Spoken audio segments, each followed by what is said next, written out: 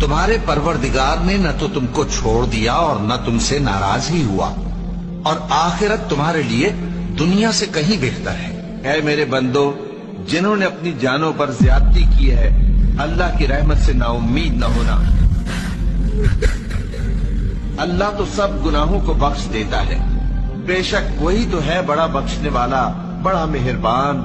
اللہ نے فرمایا کہ ڈرو مت، میں تمہارے ساتھ ہوں کہ سنتا اور دیکھتا ہوں۔ بے شک میں ہی اللہ ہوں، میرے سوا کوئی معبود نہیں، تو میری عبادت کیا کرو اور میری یاد کے لیے نماز پڑھا کرو، اور سن رکھو کہ اللہ کی یاد سے ہی دل آرام پاتی ہے۔ سو تم مجھے یاد کیا کرو، میں تمہیں یاد کیا کروں گا، اور میرا احسان مانتے رہنا اور میری ناشکری نہ کرنا۔